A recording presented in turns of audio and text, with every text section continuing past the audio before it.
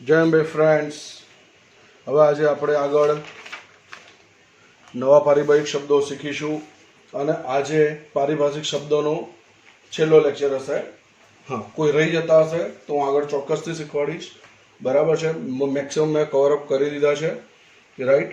તો હવે આપણા નંબર આવ્યા છે 54 પછી 55, 55 નંબર. પડતર. બરાબર, પડતર. પડતર એટલે શોર્ટમાં કહીએ તો વસ્તુ તૈયાર કરવા કે સેવા આપવા થતો કુલ ખર્ચો અને એનો સરવાળો. બરોબર છે, રાઈટ. જો તો પડતરને અંગ્રેજીમાં કહેવાય કોસ્ટ. શું કહેવાય? કોસ્ટ. તો ધ્યાન આપજો, કોસ્ટ.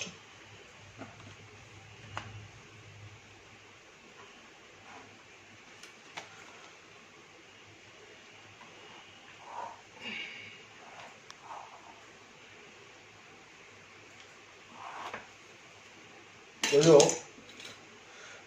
આપણે કોઈ પણ વસ્તુ તૈયાર કરવી હોય અથવા તો સેવા પૂરી પાડવી હોય, બરાબર છે, તો કોઈ પણ વસ્તુ તૈયાર કરવા માટે,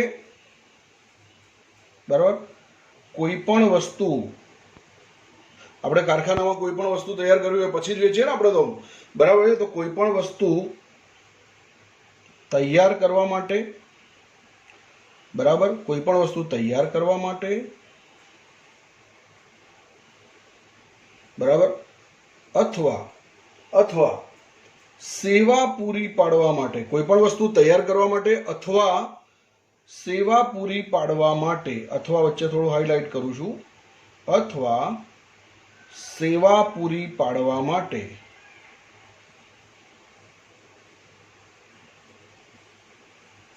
બરાબર મિત્રો, કોઈ પણ વસ્તુ તૈયાર કરવા માટે અથવા સેવા પૂરી પાડવા માટે થતા ખર્ચાઓના સરવાળાને માટે, બરાબર, થતા ખર્ચાઓના, બરાબર, થતા ખર્ચાઓના સરવાળાને પડતર કહે છે. જો આપણે કોઈ પણ વસ્તુનું પ્રોડક્શન કરવું હોય, ઉત્પાદન કરવું હોય તો એની પાછળ અમુક ખર્ચાઓ થાય. એ જ રીતે સેવા પૂરી પાડવી હોય તો બી ખર્ચાઓ થાય. એટલે કોઈ પણ વસ્તુ તૈયાર કરવા માટે અથવા સેવા પૂરી પાડવા માટે થતા ખર્ચાઓના સરવાળાને શું કહેવાય? પડતર. ધારો કે ફોર એક્ઝામ્પલ, મારે ફેક્ટરી છે શર્ટ બનાવવાની, બરોબર છે. તો પહેલાં મારે કાપડ ખરીદવું પડશે, બરાબર છે. કાપડ ખરીદીને એનું કટિંગ કરાવવું પડશે તો મજૂરીનો ખર્ચ થશે, બરાબર છે. કટિંગ કરાવી પછી એને શર્ટ તૈયાર કરવા પડશે, સીવવા પડશે તો એની મજૂરી ચૂકવવી પડશે, બરાબર છે, રાઈટ. પછી કારખાનાના વીજળી બિલ, આ બધા ખર્ચા થશે, બરાબર છે. પછી ઓફિસ સ્ટાફ હશે, બરાબર છે, તો એના ખર્ચા થશે. પછી વેચાણ કરવાના ખર્ચા થશે. તો આ બધા ખર્ચાઓના સરવાળાને શું કહેવાય? પડતર. એટલે કોઈ પણ વસ્તુ તૈયાર કરવા માટે અથવા સેવા પૂરી પાડવા માટે થતા ખર્ચાઓના સરવાળાને શું કહે છે? પડતર, કોસ્ટ. બરાબર છે મિત્રો, યાદ રાખજો. કોઈ પણ વેપારી હોય તો પહેલા પડતર નક્કી કરે, પછી એમાં નફો ઉમેરે અને પછી માલ વેચવા મૂકે, નહીંતર એને નુકસાન થાય, બરાબર છે. તો ચલો, આ વ્યાખ્યા તમારા મગજમાં જતી રહી હશે. અંગ્રેજીમાં એને કહેવાય કોસ્ટ, બરાબર છે. તો ધ્યાનથી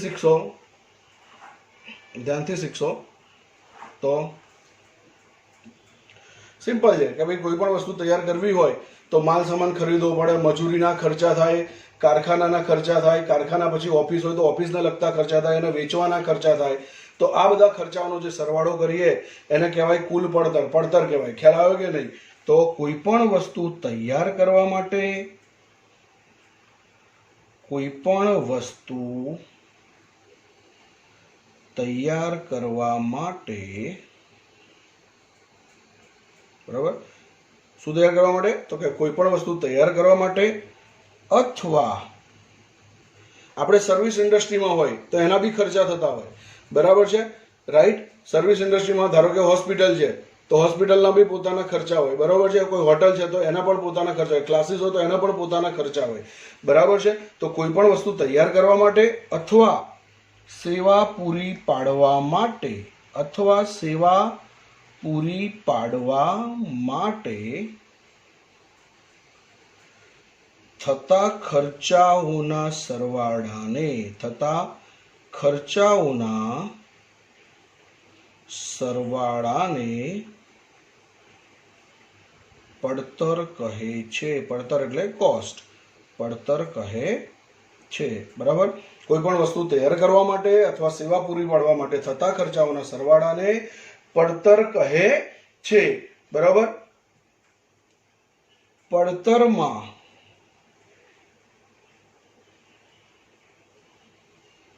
સામાન્ય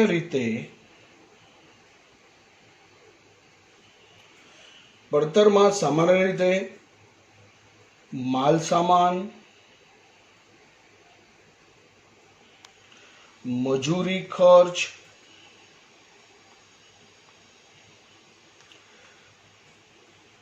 કારખાના ખર્ચ, ઓફિસ કે વહીવટી ખર્ચ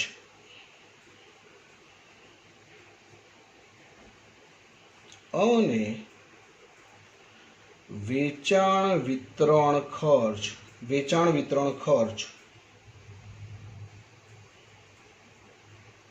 જો પડતરમાં સામાન્ય રીતે માલસામાન, મજૂરી ખર્ચ, કારખાના ખર્ચ, ઓફિસ કે વહીવટી ખર્ચ અને વેચાણ વિતરણ ખર્ચ. જો મિત્રો માલસામાન ખરીદવો પડે, બરાબર, સૌથી પહેલા માલસામાન વપરાય, કોઈ બી વસ્તુ બનાવવી હોય તો માલસામાન ખર્ચ, પછી મજૂરી કરવી, એની ઉપર કામ કરવા માટે મજૂરીના પૈસા ચૂકવવા પડે તો મજૂરી ખર્ચ થાય. બરાબર. કારખાનામાં પ્રોડક્શન તૈયાર કરતા કારખાનાના ખર્ચા હોય, કારખાનાનું ભાડું હોય, વીજળી બિલ હોય, બરાબર, ઘણા બધા ખર્ચા હોય. બરાબર છે. પછી ઓફિસ કે વહીવટી ખર્ચ, તો ઓફિસના ખર્ચા હોય, ઓફિસ સ્ટાફનો પગાર હોય. બરાબર છે.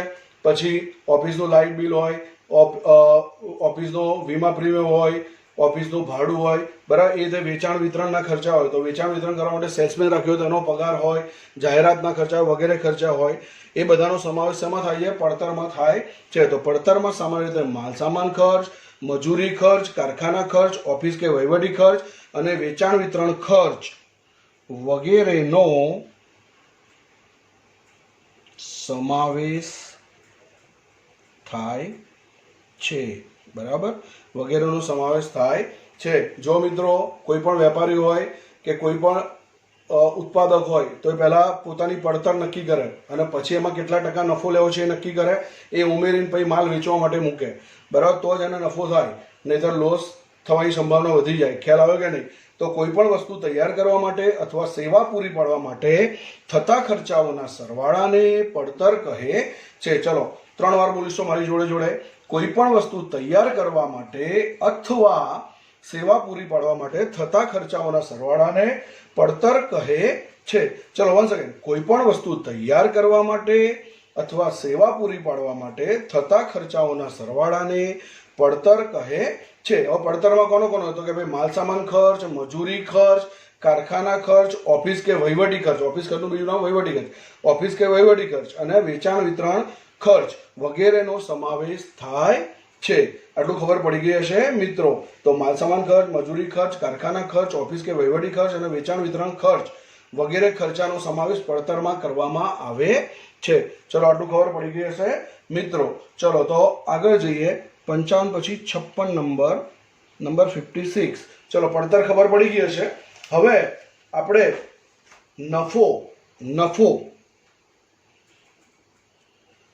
બરાબર. તો નફો એટલે પ્રોફિટ. મિત્રો એનો લાભ તરીકે પણ કહી શકાય, બંને સમાનાર્થી શબ્દો છે એવું ગણી શકાય. બરાબર છે. નફો એટલે પ્રોફિટ. બરાબર છે. નફો તો મને એમ કહો, નફો કયા ખાતા પરથી મળે? તો યાદ રાખજો મિત્રો, નફો નફા નુકસાન ખાતા પરથી મળે. કોના પરથી મળે? નફા નુકસાન ખાતા પરથી. બરાબર. ધંધાનો નફો જાણવા માટે નફા નુકસાન ખાતું તૈયાર કરવામાં આવે છે. આટલું યાદ રાખજો. તો વર્ષ દરમિયાનની, આખું વર્ષ તમે ધંધો કરો અને નફા નુકસાન ખાતું ક્યારે તૈયાર કરાય? વર્ષના અંતે.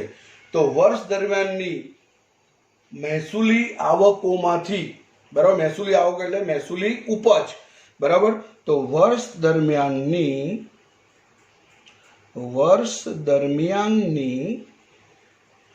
મહેસૂલી આવક કૌંસમાં ઉપજ. બરાબર. મહેસૂલી ઉપજ વર્ષ મહેસૂલી આવકોમાંથી, બરાબર, વર્ષ મહેસૂલી આવકોમાંથી,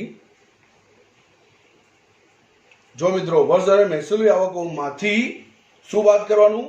મહેસૂલી ખર્ચા, તો વર્ષ દરમિયાનની કુલ મહેસૂલી આવકોમાંથી બરાબર કુલ મહેસૂલી ખર્ચા બાદ કરતા જે રકમ મળે તેને નફો કહે છે. ટૂંકમાં આવકોમાંથી ખર્ચા બાદ કરતા જે રકમ વધે એને શું કહેવાય? નફો.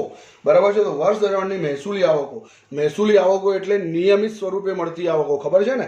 બરાબર. મહેસૂલી ઉપજ એટલે નિયમિત સ્વરૂપે મળતી ઉપજ. બરાબર છે. આટલું યાદ રાખજો. તો વર્ષ દરમિયાનની મહેસૂલી આવકોમાંથી બરાબર એટલે કે મહેસૂલી આવક એટલે મહેસૂલી ઉપજ. તો વર્ષ દરમિયાન મહેસૂલી ઉપજમાંથી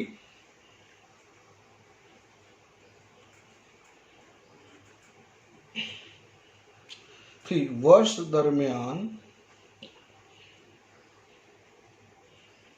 થયેલ મહેસૂલી ખર્ચા,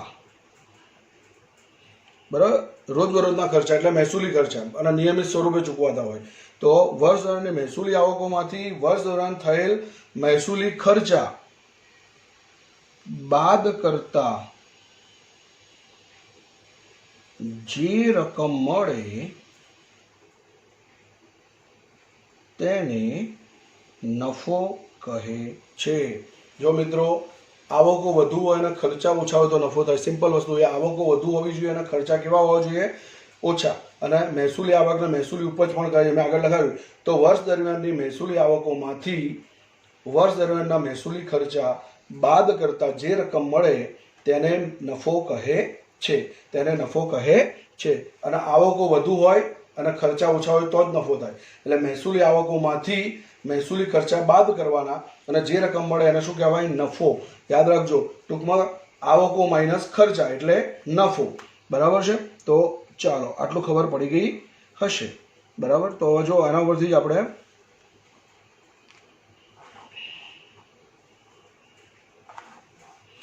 બરાબર તો જો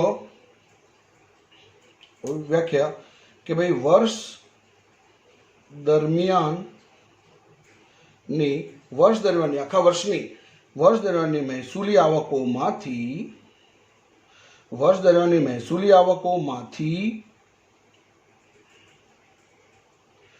વર્ષ દરમિયાન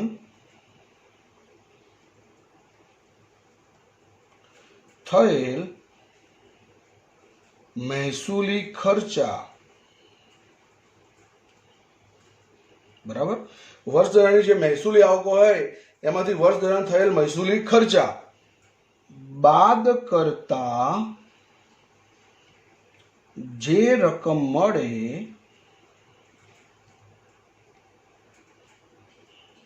તેને શું કહે છે? નફો કહે છે. બરાબર.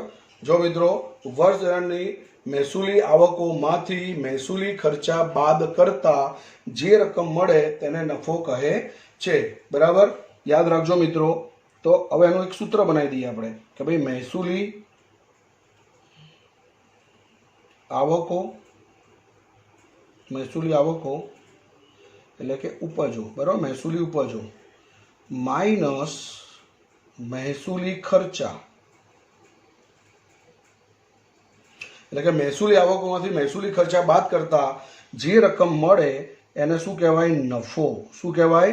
નફો. મિત્રો યાદ રાખજો. મહેસૂલી આવકો એટલે નિયમિત સ્વરૂપે પ્રાપ્ત થતી આવકો, બરાબર, અને મહેસૂલી ખર્ચા એટલે નિયમિત સ્વરૂપે ચૂકવાતા ખર્ચા. બરાબર છે. ધંધાના રોજબરોજના ખર્ચા, ધંધાની રોજબરોજની આવકો એટલે મહેસૂલી આવકો અને ધંધાની રોજબરોજના ખર્ચા એટલે મહેસૂલી ખર્ચા. રાઈટ. તો વર્ષ દરમિયાનની મહેસૂલી આવકોમાંથી વર્ષ દરમિયાન થયેલ મહેસૂલી ખર્ચા બાદ કરતા જે રકમ મળે તેને નફો કહે છે. વન્સ અગેન, વર્ષ દરમિયાનની મહેસૂલી આવકોમાંથી વર્ષ દરમિયાન થયેલ મહેસૂલી ખર્ચા બાદ કરતા જે રકમ મળે તેને નફો કહે છે. વન્સ અગેન, વર્ષ દરમિયાનની મહેસૂલી આવકોમાંથી વર્ષ દરમિયાન થયેલા મહેસૂલી ખર્ચા બાદ કરતા જે રકમ મળે તેને નફો કહે છે. મહેસૂલી આવકો માઇનસ મહેસૂલી ખર્ચા ઇઝ ઇક્વલ ટુ નફો. આવકોમાંથી ખર્ચા બાદ કરો જે રકમ વધે એને શું કહેવાય? નફો. બરાબર છે. ચલો. બરાબર. આ રીતે મળતા નફાને મહેસૂલી નફો પણ કહે છે. બરાબર. મહેસૂલી આવકો માઇનસ મહેસૂલી ખર્ચા, તો જે નફો મળે એને કેવો નફો કહેવાય? મહેસૂલી નફો પણ કહે છે. બરાબર છે. યાદ રાખજો, આ રીતે મળતા નફાને મહેસૂલી નફો પણ કહે છે. આ રીતે જે નફો પ્રાપ્ત થાય એને મહેસૂલી નફો કહેવાય. બરાબર મિત્રો. હા, આ પ્રકારના નફાની ગણતરી કોના પરથી થાય? તો કે નફા નુકસાન ખાતા પરથી કરવામાં આવે છે. તો આ પ્રકારના નફાની ગણતરી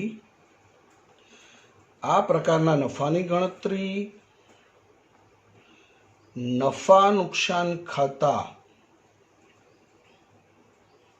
બરાબર, વર્ષના અંતે અલગ અલગ પત્રકો તૈયાર થાય. તો વેપાર ખાતું, નફા નુકસાન ખાતું અને પાકું સરવૈયું. તો આ પ્રકારનો નફો તમને ક્યાંથી મળે? તો નફા નુકસાન ખાતા પરથી. બરાબર છે. તો આ પ્રકારના નફાની ગણતરી નફા નુકસાન ખાતા પરથી કરવામાં આવે છે. બરાબર. આ પ્રકારના નફાની ગણતરી કોના પરથી કરવામાં આવે? તો નફા નુકસાન ખાતા પરથી કરવામાં આવે છે. નફા નુકસાન ખાતું મહેસૂલી ઉપજો અને મહેસૂલી ખર્ચા દર્શાવે. તો મહેસૂલી આવકો એટલે કે મહેસૂલી ઉપજોમાંથી મહેસૂલી ખર્ચા બાદ કરતા જે રકમ મળે એને શું કહેવાય? નફો. આ નફાને મહેસૂલી નફો પણ કહેવામાં આવે છે. આ પ્રકારના નફાની ગણતરી નફા નુકસાન ખાતા પરથી કરવામાં આવે છે. ચલો, આટલું ક્લિયર થઈ ગયું હશે મિત્રો. તો ચલો, નફો કોને કહેવાય? તો ભાઈ મહેસૂલી આવકોમાંથી મહેસૂલી ખર્ચા બાદ કરી એને જે રકમ મળે એને નફો કહેવાય. મહેસૂલી આવકો હોય, મહેસૂલી ઉપજો એટલે શું? તો કે નિયમિત સ્વરૂપે મળતી આવકો. મહેસૂલી ખર્ચા એટલે ધંધાના રોજબરોજના નિયમિત સ્વરૂપે ચૂકવાતા ખર્ચા. આગળ મેં એની વ્યાખ્યાઓ કરાઈ છે. બરોબર છે. અને એનો જે તફાવત મળે એને શું કહેવાય? નફો. એટલે કે મહેસૂલી આવકો માઇનસ મહેસૂલી ખર્ચા ઇઝ ઇક્વલ ટુ નફો. આ નફાને મહેસૂલી નફો પણ કહે છે. અને આ પ્રકારના નફાની ગણતરી કયા ખાતા પરથી કરવામાં આવે છે? તો નફા નુકસાન ખાતા પરથી કરવામાં આવે છે. આટલું ખબર પડી ગઈ હશે મિત્રો. હવે જો, આ તો આપણો નિયમિત સ્વરૂપનો નફો થયો એટલે મહેસૂલી નફો. પણ ઘણીવાર અનિયમિત પ્રકારના નફાનું સર્જન થાય. આપણે ધારો કે માલ વેચી નફો કમાઈએ તો એ આપણો મહેસૂલી નફો કહેવાય. બરાબર છે. પણ કોઈ મિલકત વેચીએ, બરાબર છે, તો એ આપણો રેગ્યુલર નફો ના કહેવાય, અનિયમિત નફો. તો ઘણી વખત અનિયમિત પ્રકારના નફાનું સર્જન થાય છે. યાદ રાખજો મિત્રો, ઘણી વખત અનિયમિત પ્રકારના નફાનું સર્જન થાય છે.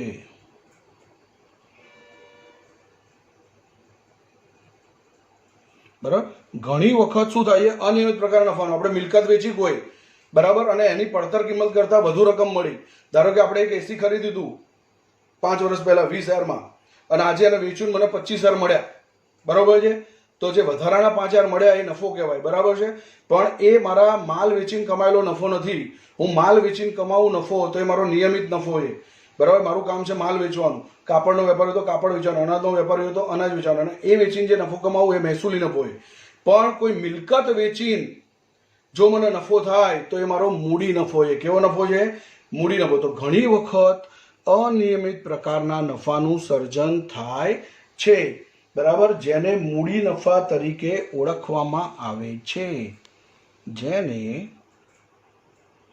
મૂડી નફા તરીકે ઓળખવામાં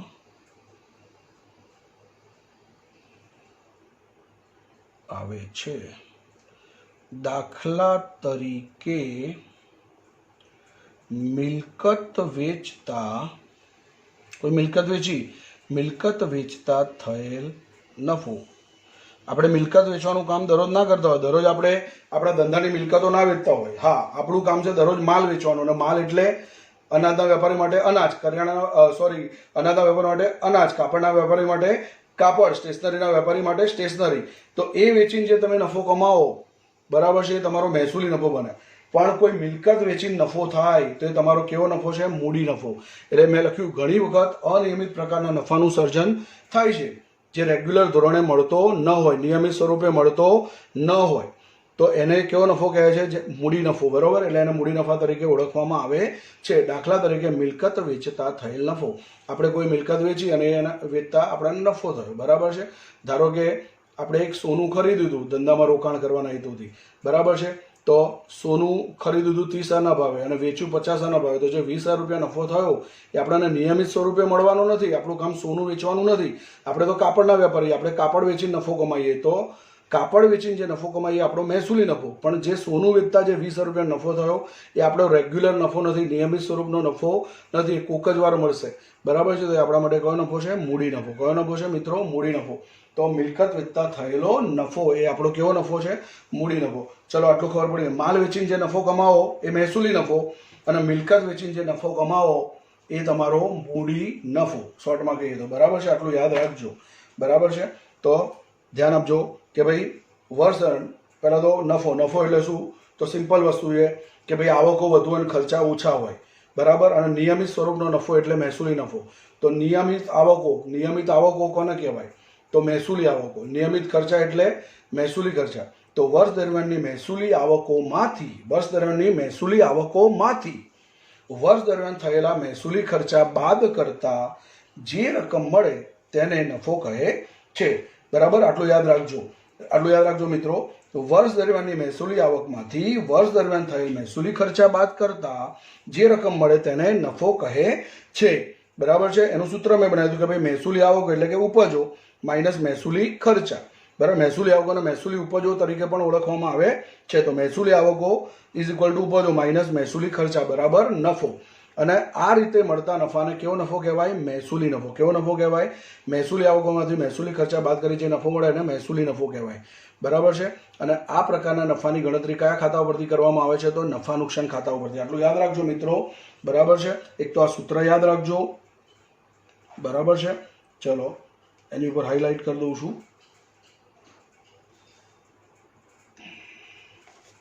બરાબર? એટલે આવકો વધુ અને ખર્ચા કેવા હોય? ઓછા. પછી મહેસૂલી આવકો માઇનસ મહેસૂલી ખર્ચા કરો અને જે નફો મળે એને કયો નફો કહેવાય? મહેસૂલી નફો. આ પ્રકારના નફાની ગણતરી કેના પરથી થાય? તો નફા નુકસાન ખાતા પરથી. બરાબર છે? અને અનિયમિત પ્રકારના નફાનું સર્જન થાય તો એને કેવો નફો કહેવાય? મૂડી નફો. એટલે કે અનિયમિત પ્રકારના નફાનું સર્જન થાય તો એને કેવો નફો કહેવાય? મૂડી નફો. દાખલા તરીકે મિલકત વેચતા થયેલો નફો. આટલું યાદ રાખશો મિત્રો. આટલું ખબર પડી ગઈ હશે. બરાબર છે? તો આખી નફાની વ્યાખ્યા મેં ડીપમાં સમજાવી કે ભાઈ મહેસૂલી આવકોમાંથી મહેસૂલી ખર્ચા બાદ કરતા જે રકમ મળે એને નફો કહેવાય. નફાનું સૂત્ર તો મહેસૂલી આવકો માઇનસ મહેસૂલી ખર્ચા બરાબર નફો. આ પ્રકારે જે નફો મળે એને કયો નફો કહેવાય? તો કે ભાઈ મહેસૂલી નફો કહેવાય. અને મહેસૂલી નફો કોના પર શોધાય? તો નફા નુકસાન ખાતા ઉપરથી. બરાબર? પણ અનિયમિત પ્રકારના નફાનું ઘણીવાર સર્જન થાય છે તો એને મૂડી નફો કહેવાય. અને મૂડી નફો કેવી રીતે મળે? તો કોઈ મિલકત વેચતા જો નફો મળે તો એને મૂડી નફો કહેવાય. બરાબર છે? પણ માલ વેચીને તમે જે નફો કમાયા હોય એને મહેસૂલી નફો કહેવાય. મિત્રો આટલું યાદ રાખશો. આ સાથે 2 પારિભાષિક શબ્દો કમ્પ્લીટ આવડી ગયા હશે. ચલો પડતર ફરીથી. કોઈ પણ વસ્તુ તૈયાર કરવા માટે અથવા સેવા પૂરી પાડવા માટે થતા ખર્ચાઓના સરવાળાને શું કહે છે? પડતર કહે છે. બરાબર? અને આ પડતરમાં ઘણા બધા ખર્ચાઓનો સમાવેશ થાય. તો માલ સામાન ખર્ચ, મજૂરી ખર્ચ, કારખાનાના ખર્ચા, ઓફિસ કે વહીવટી ખર્ચા, વેચાણ વિતરણ ખર્ચા વગેરે. બરાબર છે? તો કોઈ પણ વસ્તુ તૈયાર કરતા બરાબર અથવા સેવા પૂરી પાડવા માટે થતા ખર્ચાઓના સરવાળાને પડતર કહે છે. બરાબર? પડતરમાં સામાન્ય રીતે માલસામાન ખર્ચ, મજૂરી ખર્ચ, કારખાના ખર્ચ, ઓફિસ કે વહીવટી ખર્ચ અને વેચાણ વિતરણ ખર્ચ વગેરેનો સમાવેશ થાય છે. આટલું ખબર પડી ગઈ હશે મિત્રો. બરાબર છે? નફો. તો નફો બી ખબર પડી ગઈ હશે કે વર્ષ અને મહેસૂલી આવકોમાંથી વર્ષ થયેલ મહેસૂલી ખર્ચા બાદ કરતા જે રકમ મળે તેને નફો કહે છે. મહેસૂલી આવકો માઇનસ મહેસૂલી ખર્ચા બરાબર નફો. આ રીતે મળતા નફાને મહેસૂલી નફો પણ કહે છે. અને આ પ્રકારના નફાની ગણતરી નફા નુકસાન ખાતા પરથી કરવામાં આવે છે. અને જો કોઈ વાર અનિયમિત પ્રકારના નફાનું સર્જન થાય તો એને મૂડી નફો કહે છે. અને એનું ઉદાહરણ શું છે? તો કે ભાઈ મિલકત વેચતા થયેલો નફો. ચલો આટલું મગજમાં બેસી ગયું હશે. હવે હું આગળ નવા પારિભાષિક શબ્દ તરફ જઉં છું. 56 પછી 57. બરાબર? ચાલો 57. હવે જેમ નફો હતો, હા, અને નફો ઇઝ ઇક્વલ ટુ લાભ બી કહી શકાય. હા, નફો લાભનું પૂછે તો બી આ લખી નાખવાનું ચાલશે. બરાબર? તો નફો અને લાભ સામાન્ય સંજોગોમાં સમાનાર્થી શબ્દ છે. બરાબર છે? તો નફો પછી નુકસાન, એને ખોટ બી કહી શકાય. નુકસાન કહી શકાય, ખોટ બી કહી શકાય. બરાબર છે? નુકસાન એટલે લોસ. બરાબર? ચાલો લોસ, ખોટ, નુકસાન, ખોટ, નફો લાભ, બરાબર છે. તો જો હવે સિમ્પલ, આનાથી ટોટલી ઓપોઝિટ થઈ જાય, બરાબર છે. નફો ક્યારે થાય તો આવકો વધુ અને ખર્ચા કેવા હોય ઓછા. પણ ખોટ ક્યારે જાય તો ભાઈ ખર્ચા વધુ હોય અને આવકો કેવી હોય ઓછી. તો આનાથી ટોટલ ઓપોઝિટ કે ભાઈ વર્ષ દરમિયાનના મહેસૂલી ખર્ચામાંથી વર્ષ દરમિયાન થયેલ મહેસૂલી ખર્ચામાંથી, બરાબર, ખર્ચા વધુ હોય અને આવકો કેવી હોય ઓછી, તો તમને ખોટ જાય, નુકસાન જાય, બરાબર. તો વર્ષ દરમિયાન થયેલ મહેસૂલી ખર્ચામાંથી, શેમાંથી તો કે ભાઈ વર્ષ દરમિયાન થયેલ મહેસૂલી ખર્ચામાંથી વર્ષ દરમિયાન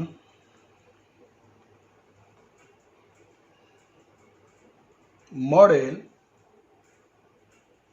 મહેસૂલી આવકો એટલે કે ઉપજો, બરાબર. મહેસૂલી આવકો ઇઝ ઇક્વલ ટુ મહેસૂલી ઉપજો, બરાબર. યાદ રાખજો મિત્રો, વર્ષ દરમિયાન થયેલા મહેસૂલી ખર્ચામાંથી વર્ષ દરમિયાન મળેલ મહેસૂલી આવકો બાદ કરતા જે રકમ મળે તેને શું કહે છે નુકસાન. તેને નુકસાનને બીજા શબ્દોમાં કહેવું તો ખોટ પણ કહી શકાય, બરાબર છે.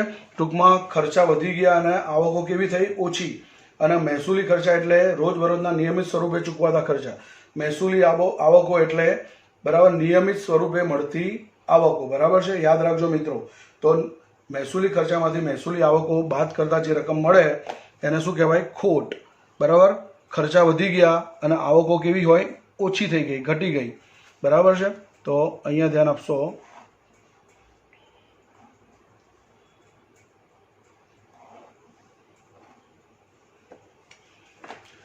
તો જો મિત્રો, તો અહીંયા વ્યાખ્યા, તો વર્ષ દરમિયાન થયેલ, આખું વર્ષ આપણે ધંધો કર્યો હોય ને, તો વર્ષ દરમિયાન થયેલ મહેસૂલી ખર્ચા, વર્ષ દરમિયાન આપણે આખું વર્ષ ખર્ચા કર્યા હોય, આવકો મળી હોય, બરાબર છે. જો આવકો વધુ હોય તો નફો થાય, ખર્ચા વધુ હોય તો ખોટ જાય, સીધો હિસાબ છે. તો વર્ષ દરમિયાન થયેલ મહેસૂલી ખર્ચામાંથી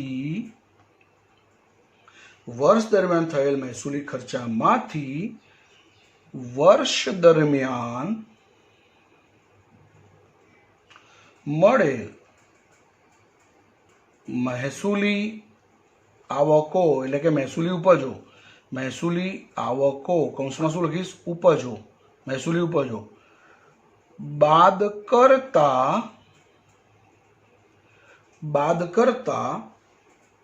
જે રકમ મળે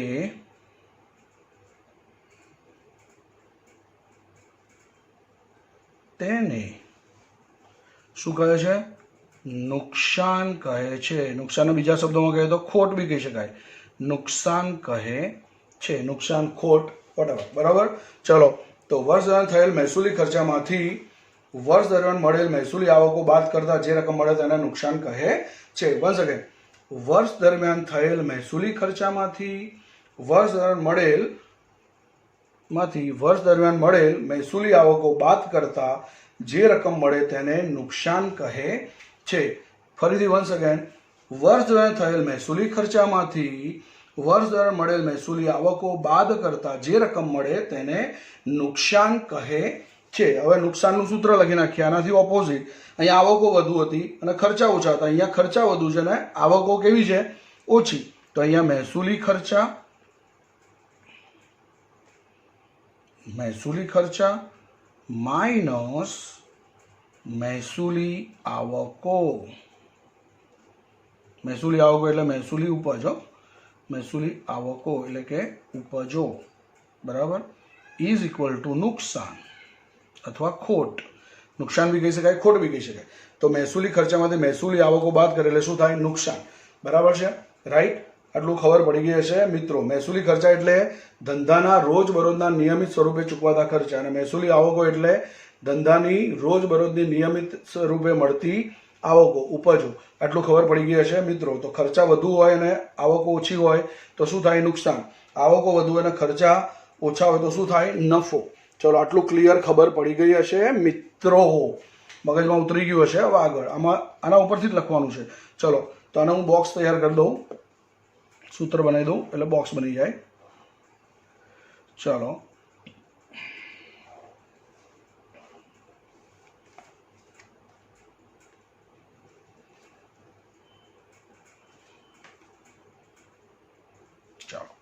આગળ હવે આના જેમ જ આ રીતે મળતા નફાને શું કહે છે? મહેસૂલી નફો કહે છે. તો આ રીતે મળતા નુકસાનને શું કહે છે? મહેસૂલી નુકસાન. શું કહે છે? મહેસૂલી નુકસાન અથવા તો મહેસૂલી ખોટ. બરાબર. તો આ રીતે મળતા નુકસાનને, આ રીતે જે નુકસાન થયું એને મહેસૂલી નુકસાન કે મહેસૂલી ખોટ પણ કહેવાય. બરોબર. તો આ રીતે મળતા નુકસાનને મહેસૂલી નુકસાન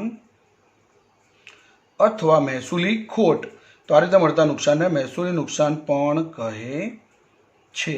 બરાબર, રાઈટ. આ રીતે મળતા નુકસાનને મહેસૂલી નુકસાન પણ કહે છે. ચલો આટલું ખબર પડી ગઈ હશે. આ રીતે મળતા નુકસાનને મહેસૂલી નુકસાન પણ કહે છે. ચલો, અને આ પ્રકારના નુકસાનની ગણતરી કયા ખાતા પરથી કરવામાં આવે છે? તો જેમ નફાની ગણતરી નફા નુકસાન ખાતા પરથી કરવામાં આવે એમ નુકસાનની ગણતરી પણ નફા નુકસાન ખાતા પરથી જ કરવામાં આવે છે. તો જો આ પ્રકારના નુકસાનની ગણતરી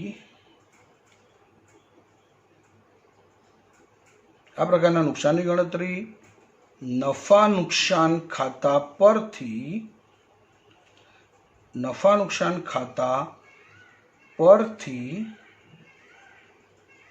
કરવામાં આવે છે. જો ટોટલી આનાથી ઓપોઝિટ છે. અહીંયા આવકો વધુ ખર્ચા ઓછા, અહીંયા ખર્ચા વધુ આવકો ઓછી. બરાબર છે. આના મહેસૂલી નફો કહેવાય, આના મહેસૂલી નુકસાન કે મહેસૂલી ખોટ. બરાબર છે. અહીંયા નફા નુકસાન ખાતા પરથી કરવામાં ગણતરી, અહીંયા બી નફા નુકસાન ખાતા પરથી જ કરવામાં આવે છે. તો જો આના આવડી જાય તો ઓટોમેટિક આવડી જશે. ખબર પડી કે ના પડી? તો ચલો, હા, આટલું ક્લિયર થઈ ગયું છે મિત્રો. આ પ્રકારના નુકસાનની ગણતરી કોના પરથી કરવામાં આવે? નફા નુકસાન ખાતા પરથી કરવામાં આવે છે.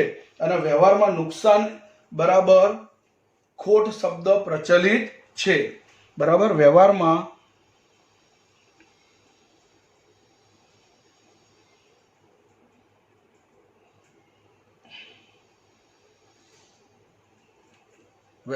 નુકસાન ઇઝ ઇક્વલ ટુ ખોટ શબ્દ પણ પ્રચલિત છે.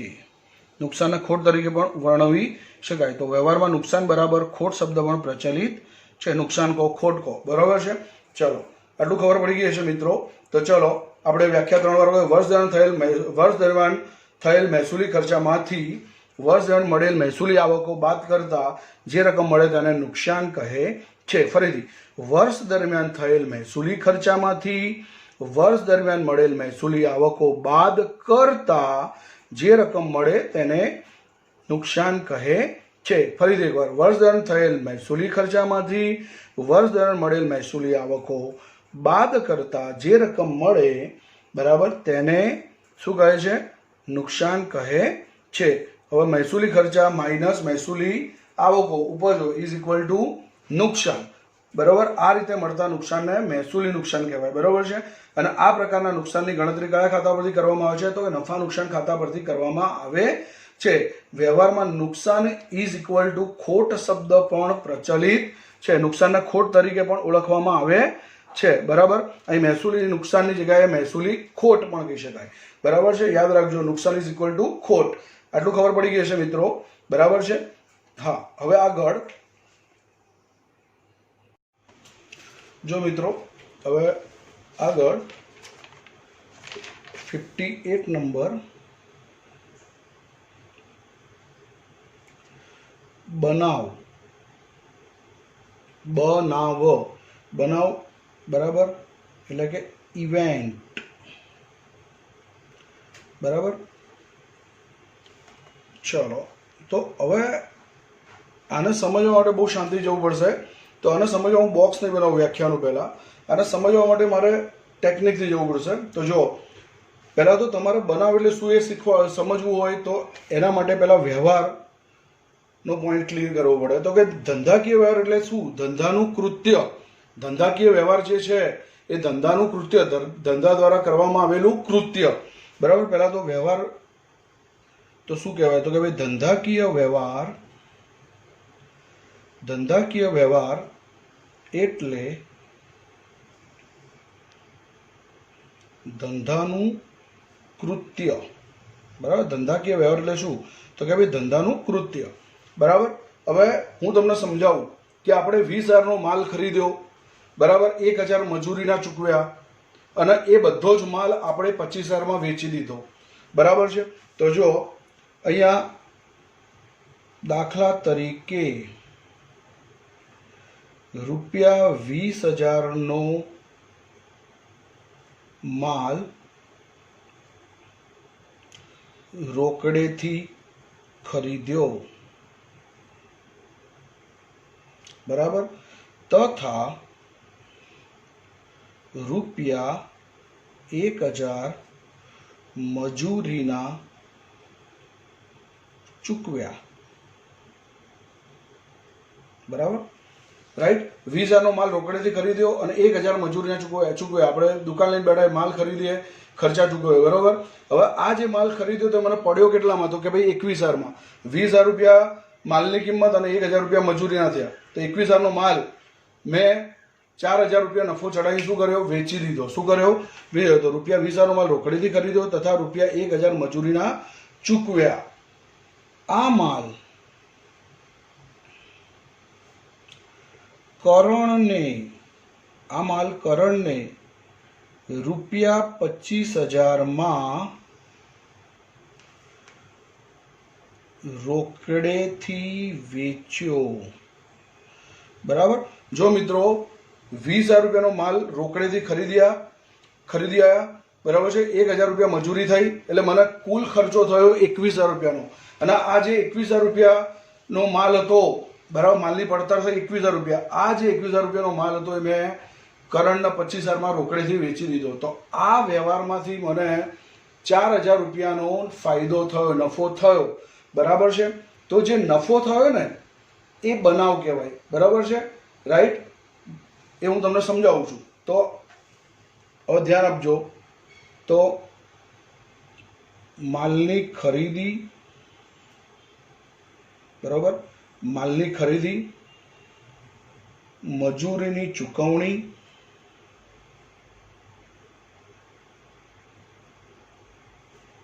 અને માલનું વેચાણ.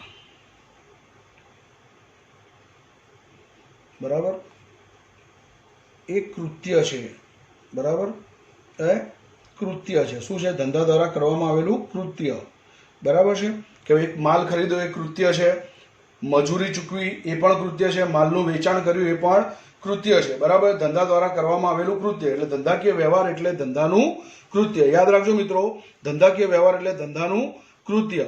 માલ ખરીદ્યો, ખર્ચા ચૂકવ્યા, એને વેચ્યો, તો એ બધું ધંધાનું શું કહેવું? કૃત્ય. તો માલની ખરીદી, મજૂરીની ચૂકવણી અને માલનું વેચાણ એ કૃત્ય છે. બરાબર છે. આટલું યાદ રાખજો. ધંધો નિયમિત સ્વરૂપે કરતો હોય આ કૃત્યો. બરાબર છે. રાઈટ. આ વ્યવહારો ધંધામાં નિયમિત સ્વરૂપે થતા હોય અને આ વ્યવહારો કરવાનું જે પરિણામ મળે ને એને બનાવ કહેવાય. શું કહેવાય? બનાવ.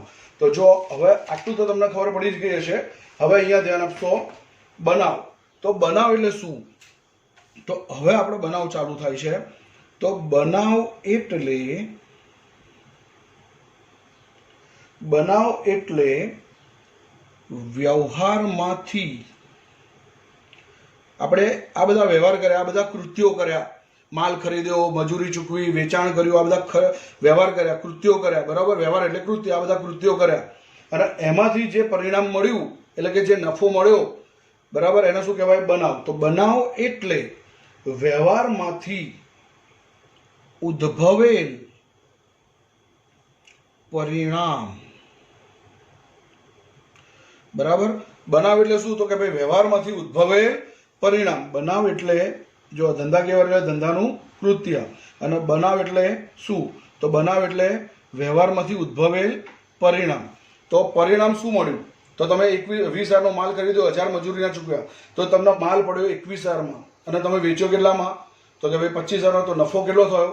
4,000. તો આ બધા વ્યવહારો કરવાના પરિણામ સ્વરૂપ તમને 4,000 રૂપિયા નફો થયો, બરાબર. તો એ શું કહેવાય? બનાવ કહેવાય. શું કહેવાય? બનાવ. બરાબર. બનાવના ઘટના સ્વરૂપે પણ, ઘટના તરીકે પણ ઓળખવામાં આવે છે, રાઈટ. તો જો હવે આખું ક્લિયર કરીએ આપણે વિઝન કે ભાઈ ખરીદી કેટલા રૂપિયાની કરી? 20,000 વત્તા મજૂરી ખર્ચ છે, બરાબર. ખર્ચ કેટલો કર્યો? 1,000, રાઈટ. તો માલની પડતર કેટલી થઈ? તો કે ભાઈ 21,000 રૂપિયા, બરાબર. 21,000 રૂપિયા.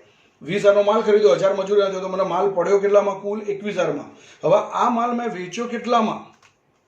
તો કે ભાઈ આ માલ મેં વેચ્યો 25,000 રૂપિયામાં. તો જો વેચાણ કિંમત એટલે કે વેચાણ, તો વેચાણ કેટલામાં કર્યું? 25,000 માઇનસ પડતર. પડતર કેટલી થઈ? 21,000 રૂપિયા, બરાબર. તો આનું પરિણામ શું મળ્યું? તો કે ભાઈ 4,000 રૂપિયાનો શું થયો? નફો, બરાબર.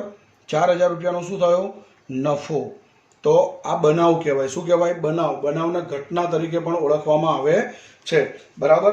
તો બનાવ એટલે વ્યવહારમાંથી ઉદ્ભવેલ પરિણામ. આપણે ખરીદી કરી એ વ્યવહાર કહેવાય. વ્યવહાર એટલે ધંધાનું કૃત્ય. મજૂરી ચૂકવી એ વ્યવહાર કહેવાય. વ્યવહાર એટલે ધંધાનું કૃત્ય. વેચાણ કર્યું એ વ્યવહાર કહેવાય. વ્યવહાર એટલે ધંધાનું કૃત્ય, બરાબર.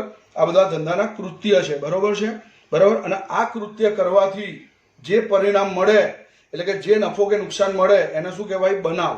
તો બનાવ એટલે વ્યવહારમાંથી ઉદ્ભવેલ પરિણામ. મેં માલ કેટલાનો ખરીદ્યો? 20,000નો. મજૂરી કેટલી ચૂકવી? 1,000. તો મને કુલ પડતર કેટલી મળી? કુલ પડતર કેટલી?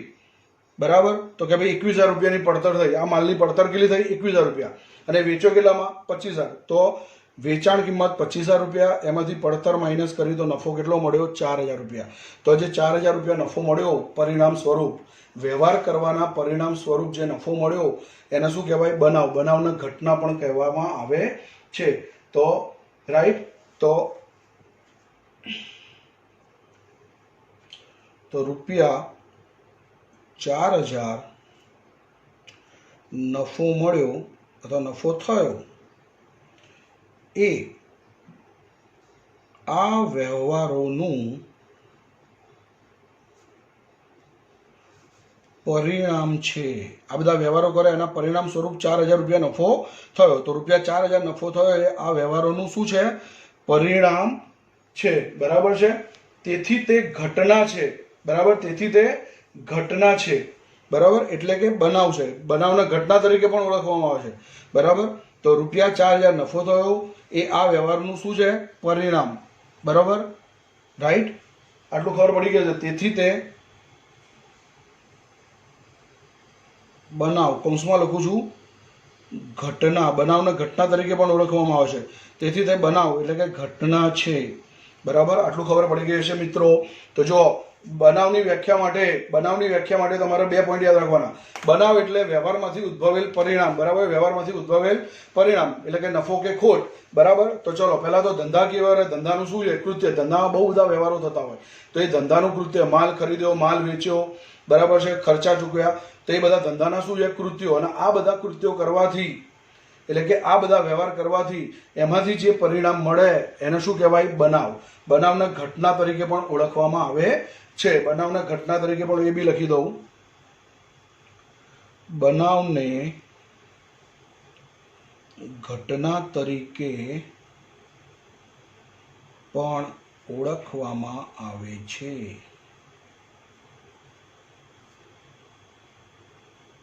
બરાબર મિત્રો. બનાવ ઇઝ ઇક્વલ ટુ ઘટના. તો બનાવને ઘટના તરીકે પણ ઓળખવામાં આવે છે. જો મિત્રો આટલું ખબર પડી ગઈ હશે. પહેલા તો મેં વ્યવહાર સમજાવ્યો કે વ્યવહાર. તો વ્યવહાર એટલે શું? તો કે ધંધાનું કૃત્ય. ધંધામાં બહુ બધા વ્યવહારો થતા હોય. ખરીદી, વેચાણ, ખર્ચા, એ બધા વ્યવહારો થતા હોય, બરાબર, નિયમિત સ્વરૂપે. તો એના ધંધાનું કૃત્ય, ધંધા દ્વારા જે આ બધા કૃત્યો કરવામાં આવતા હોય નિયમિત સ્વરૂપે, આ બધા વ્યવહારો નિયમિત સ્વરૂપે, બરાબર. માલ ખરીદ્યો, માલ વેચ્યો, ખર્ચા ચૂકવ્યા, અને એ બધું કરવાથી જે નફો કે નુકસાન ઉદ્ભવે એટલે કે વ્યવહાર કરવાથી જે પરિણામ ઉદ્ભવે એને શું કહેવાય? બનાવ. બનાવ એટલે ઘટના, બરાબર છે. તો જો આ બધા વ્યવહારો કર્યા કે માલની ખરીદી, મજૂરીની ચૂકવણી, માલનું વેચાણ એ કૃત્ય છે, એટલે કે ધંધાકીય વ્યવહાર છે. હવે બનાવ એટલે વ્યવહાર કરવાથી ઉદ્ભવેલ પરિણામ. તો આપણે વ્યવહાર કર્યો તો માલ ખરીદ્યો 20,000નો વત્તા મજૂરી ચૂકવી 1,000, એટલે મને પડતર કેટલી થઈ? 21,000. આ માલ ખરીદવા પાછળ કેટલા રૂપિયા ખર્ચો થયો? કુલ 21,000. 20,000નો માલ આવ્યો અને 1,000 રૂપિયા મજૂરી, એટલે કુલ પડતર 21,000 રૂપિયા થઈ. અને આ માલ મેં વેચી દીધો કેટલામાં? 25,000માં. તો વેચાણ કિંમત 25,000 માઇનસ પડતર કેટલી? 21,000. તો નફો કેટલો મળ્યો? 4,000. તો આ નફો એ શું છે? તો રૂપિયા 4,000 નફો તો આ વ્યવહારોનું શું છે? પરિણામ.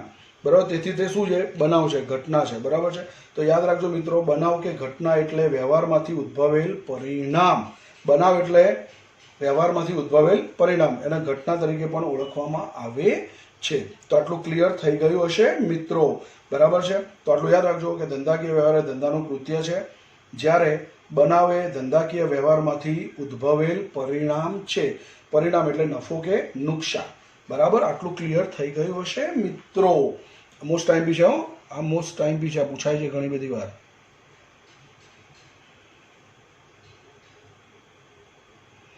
રાઈટ. ચલો, આટલું ક્લિયર થઈ ગયું હશે.